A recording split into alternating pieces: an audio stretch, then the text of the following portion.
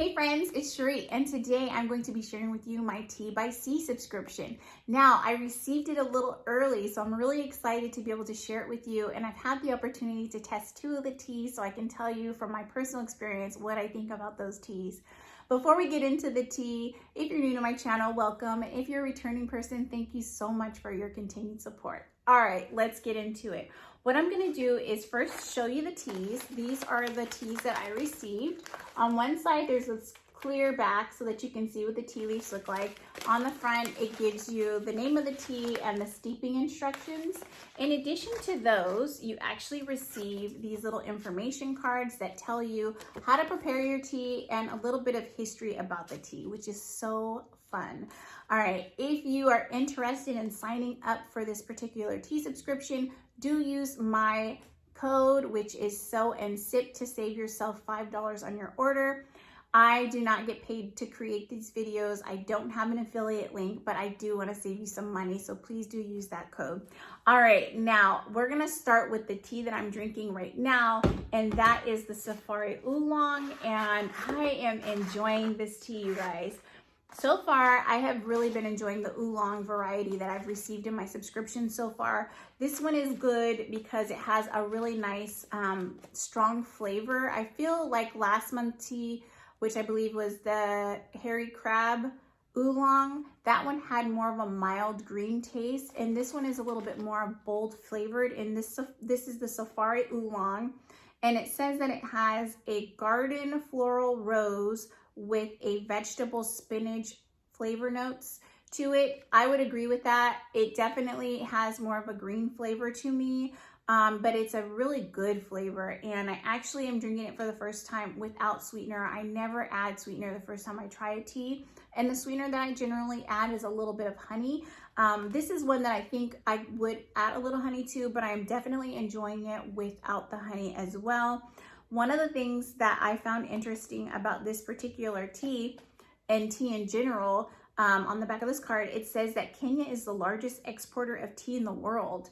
China may have the oldest tea industry in the world, but Kenya surpasses China in terms of volume of exports at 450,000 tons exported each year.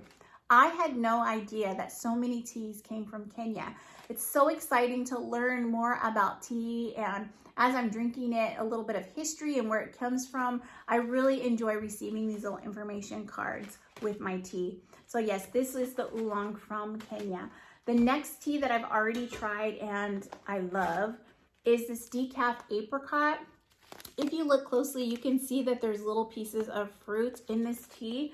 This guy has such a great flavor. Now, it's not a tea that has a natural sweetness to it, so if you're looking for a tea that has sweetness to it already, that's not what this tea is. This tea, when you taste this tea, you can taste the fruit notes in it, but it doesn't have the sugar or sweetness on the back. It's really great. It's kind of like one of those instances, like if you've ever smelled dried fruit before and it smells so good and so sweet, but you can't taste it. You can just smell it. Imagine that smell in a taste. I don't know if that makes sense, but that's how I can relate it. This particular tea has tasting notes of stone fruit, candied fruit, apricot, and it says that it has an earthy forest floor. Now, this is from Sri Lanka, and it is a decaf tea. One of the things I found interesting about this particular tea is that it's a black tea, and for some reason, I don't know why I assumed that most black teas were caffeinated, but apparently not all black teas are caffeinated. This may be a dumb thing that I'm saying right now. You may have known this, but I am new to a lot of these different teas, and I was really excited to learn that this is a black tea that is decaffeinated. One of the things that I found interesting about this particular tea, or black tea in general, is that it can help to prevent stomach cancer and esophageal cancer. I hope I'm saying that correctly. And I didn't know that tea could help prevent cancer, so that's really neat to learn.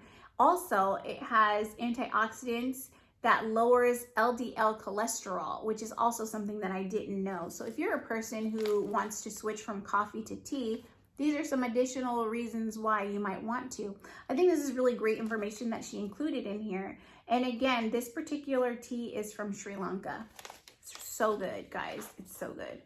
All right, now the last tea is not one that I've actually tasted. However, it is a tea that I know that I will love. First things first, I always smell my teas, and I can almost always tell by the smell of them whether or not I will like them. And this one smells amazing. It smells so good. To me, it smells like dried cranberries, dried cherries. Oh my gosh, it smells so good. And this is a green tea. This one is glowing green.